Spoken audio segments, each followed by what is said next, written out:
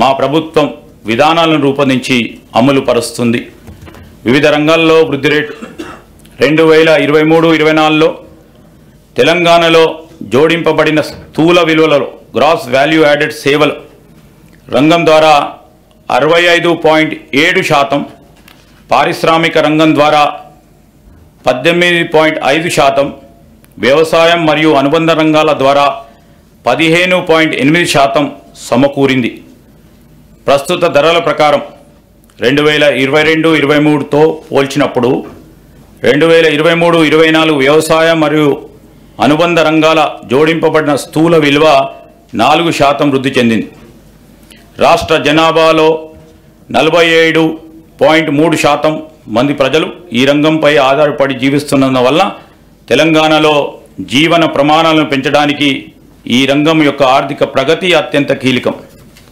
ఇక సర్వీస్ రంగంపై 33% మంది, పారిశ్రామిక రంగంపై 19.7% మంది ఆధారపడి జీవిస్తున్నారు.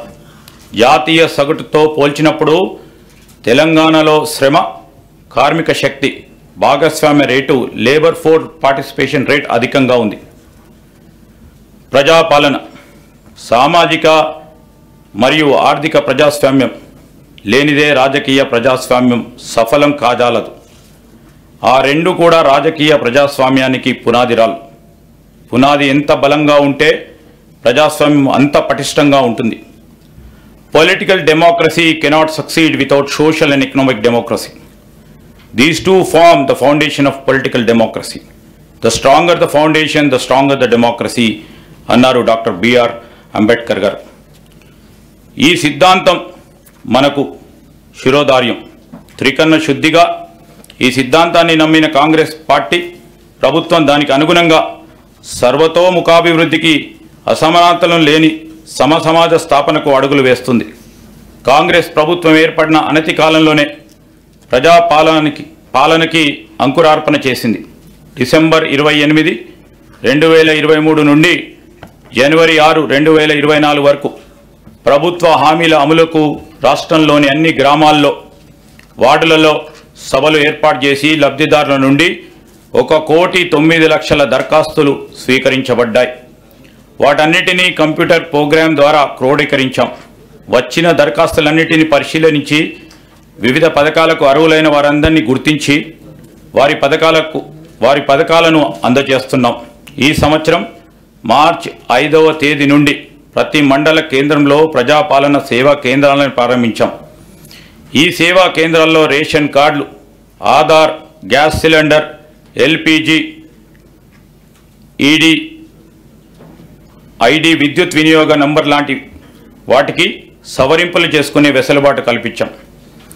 దివంగత మాజీ ప్రధాని శ్రీ రాజీవ్ గాంధీ గారు చెప్పినట్లు ప్రభుత్వం పేదరిక నిర్మూలన పథకాలకు ఖర్చు చేసే ప్రతి రూపాయిలో కేవలం 15 పైసలు మాత్రమే నిజమైన లబ్ధిదారుకు చేరుతుందని, ప్రభుత్వ పథకాలు పాలన ఫలితాలు అర్హులకు సరిగా అందినప్పుడు వారు నిరాశ నిస్పృహలకు లోనవుతున్నారు.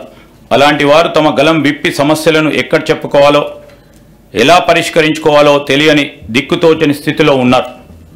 అటువంటి వారి సమస్యలను వెనువెంటనే ప్రభుత్వ దృష్టికి తీసుకొచ్చి పరిష్కరించే సౌలభ్యం రాష్ట్ర స్థాయి ప్రజావాణి ద్వారా తీసుకొచ్చాం. గతంలో సామాన్యులకు దుర్భేద్యమైన ప్రగతి భవన్ ముళ్ళకంచెలు తొలగించి తలుపులు తెరిచి మహాత్మా జ్యోతిబా ఫూలే ప్రజాభవన్నిగా మార్చాం. అక్కడే వారానికి 2 రోజులు ప్రజావాణిని నిర్వహిస్తూ సామాన్య ప్రజల విశ్వసనీయతను చూరగొన్నాం. ప్రజల నుంచి అందుకున్న ప్రతి అర్జీకి రసీదు ఇస్తున్నాం. అర్జీలన్నింటినీ ఒక పోర్టల్ ద్వారా సంబంధిత అధికారులను వాటిని పరిష్కరించేందుకు వెంటనే పంపడం జరుగుతూ ఉంది. ఈ ప్రజావాణి సక్రమ నిర్వహణకు ఒక ప్రత్యేక ఐఏఎస్ అధికారిని కూడా నియమించాం. వ్యవసాయ రంగం రైతులకు ఆలంబన. ఏ పనైనా ఆగవచ్చు, కానీ వ్యవసాయం ఆగదు. Everything can wait but not agriculture అన్నారు జవహర్లాల్ నెహ్రూ గారు. మన దేశం మొట్టమొదటి ప్రధాని జవహర్లాల్ నెహ్రూ గారు చెప్పిన ఈ మాటలను మేము బలంగా విశ్వసిస్తున్నాం మరియు ఆచరిస్తున్నాం. ఎండకు ఎండుతూ వానకు తడుస్తూ ఆరుగాలం శ్రమిస్తూ దేశ ఆర్థిక అభివృద్ధికి దోహదపడే శ్రమజీవి రైతు. అప్పులు చేసైనా ఆహారం అందించాలనే తపోదీక్ష రైతన్నది.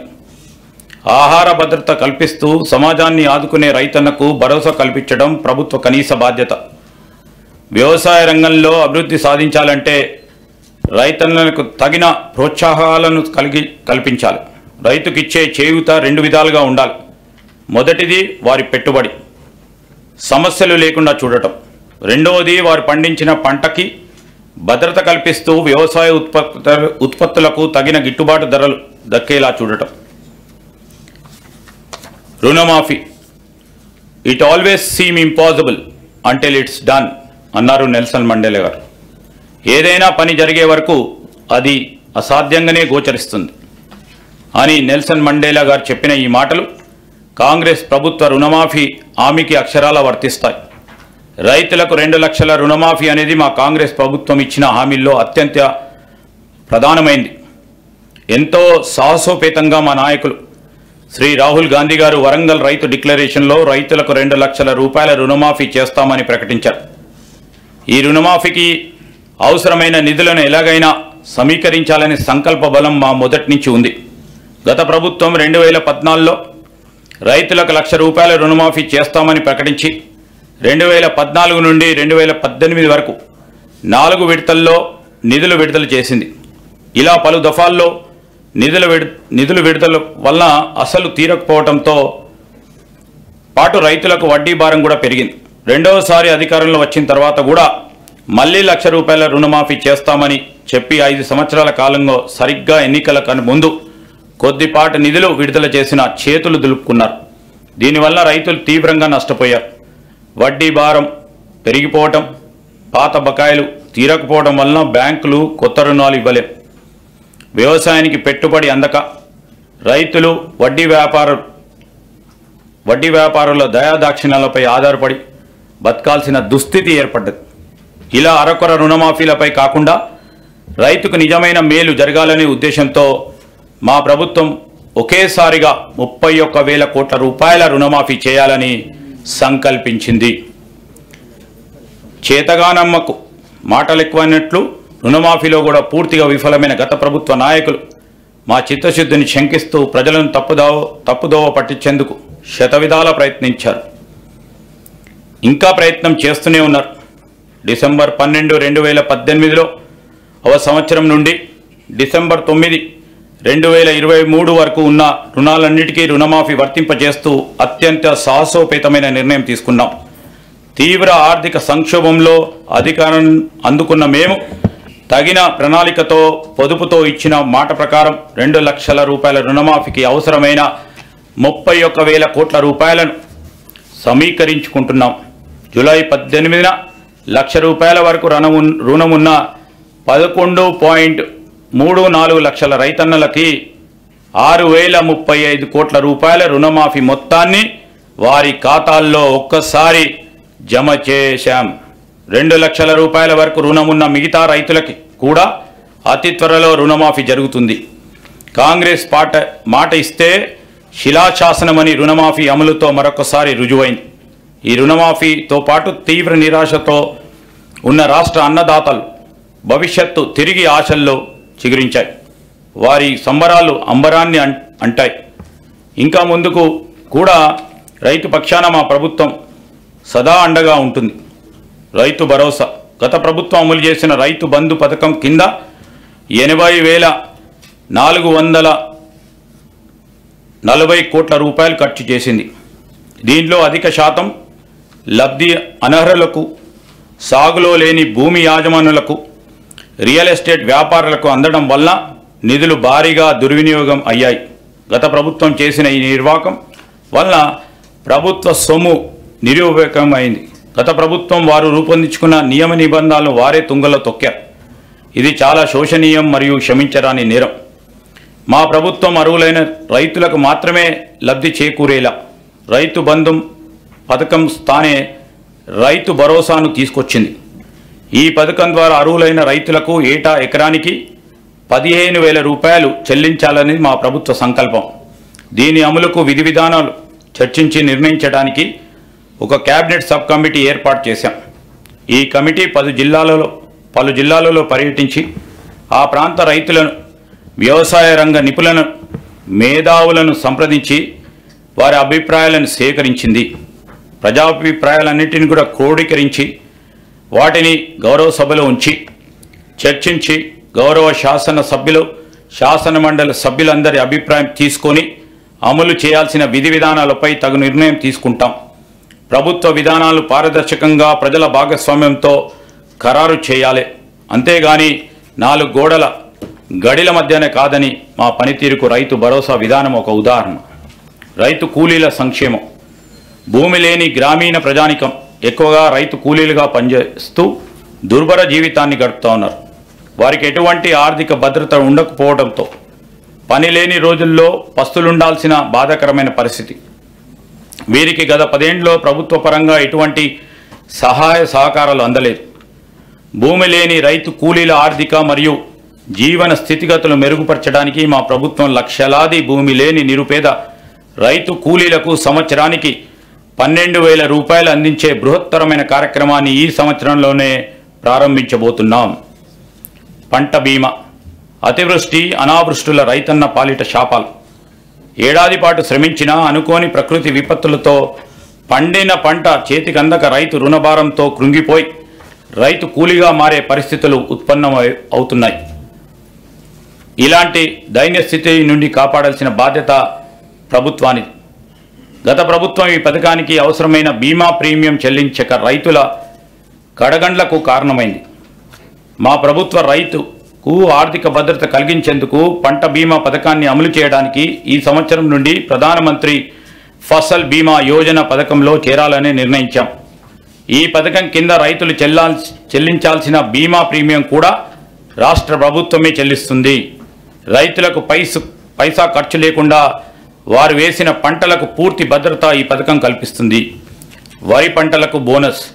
తెలంగాణలో వరి సాగు చాలా విస్తృతంగా జరుగుతుంది. పండిన పంటకు సరైన ధర రాక, పెట్టుబడి కూడా దక్కక రైతులు తీవ్రంగా నష్టపోతున్నారు. రాష్ట్రంలో సన్న రకం వరి ధాన్యాల సాగును ప్రోత్సహించడానికి ప్రభుత్వం 33 రకాల వరి ధాన్యాలను గుర్తించి వాటిని పండించిన రైతుకు క్వింటల్కి 500 రూపాయలు బోనస్ చెల్లించాలని నిర్ణయించాం. దీనివల్ల సన్న రకాల వరిని పండించే సాగు భూమి విస్తీర్ణం పెరిగి రైతులకు ఆర్థిక ప్రయోజనం చేకూరుతుంది. రైతు నేస్తం.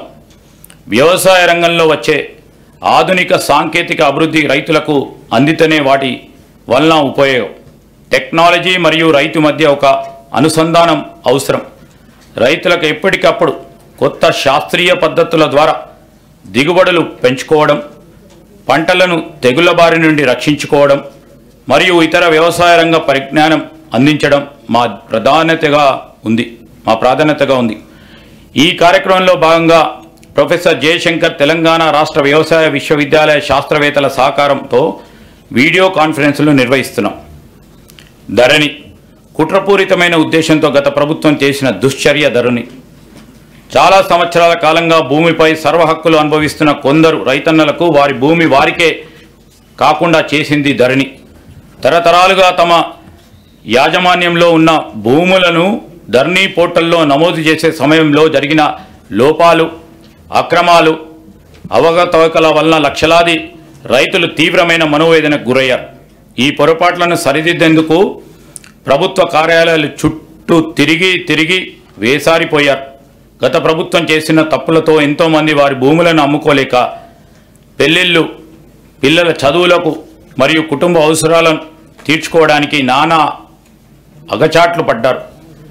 లోపాభూయిష్టమైన ధరణి నిర్వహణ వలన చాలామంది రైతులకు అందవలసిన రైతు బంధు, రైతు బీమా వంటి ప్రభుత్వ పథకాలు కూడా అందక నష్టపోయారు.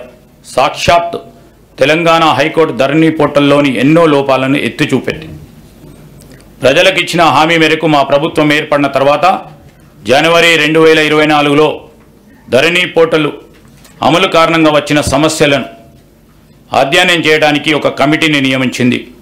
ఆ కమిటీ సూచనల మేరకు మొదటి దశలో పెండింగ్లో ఉన్న దరఖాస్తులను పరిష్కరించడానికి స్పెషల్ డ్రైవ్ను ఈ సంవత్సరం మార్చి 1 నుండి మార్చి 15 వరకు జిల్లా కలెక్టర్ల ఆధ్వర్యంలో చేపట్టాం.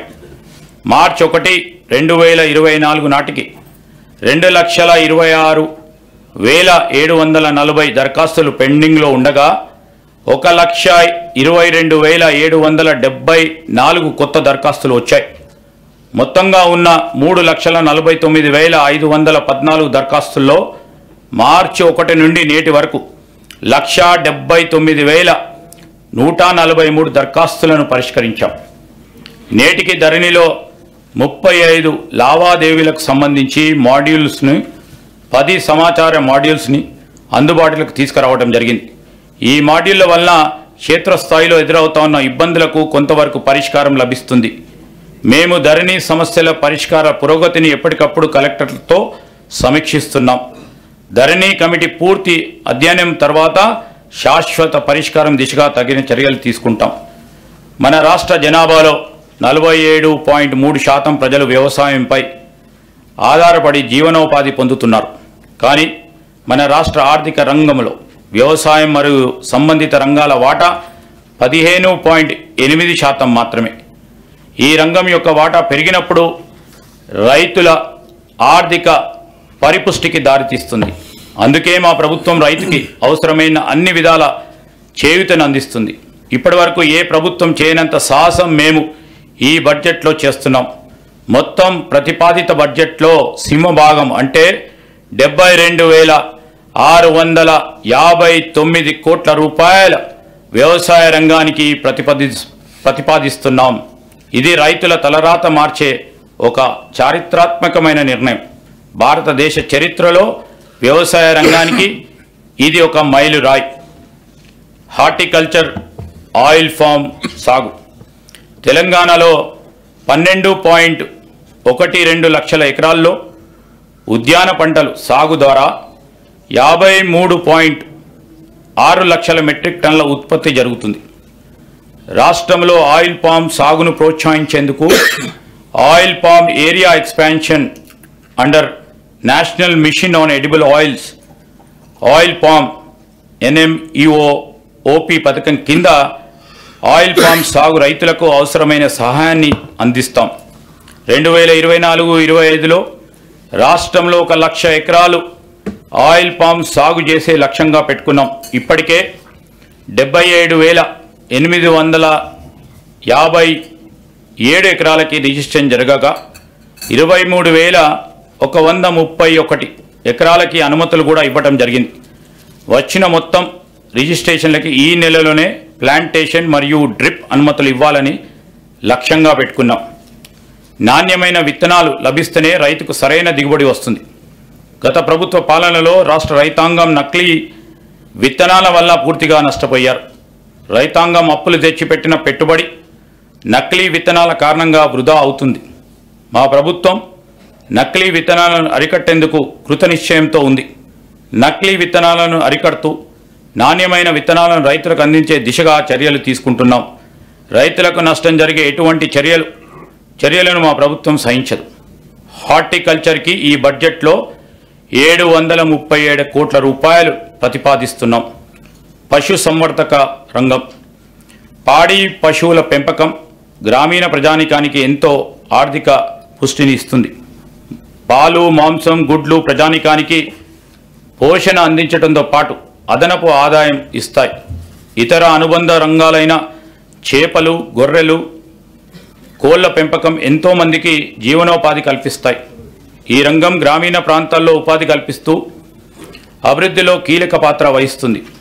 పాల ఉత్పత్తి రంగంలో 62% వాటా చిన్న, సన్నకారు మరియు భూములు లేని నిరుపేదలదే.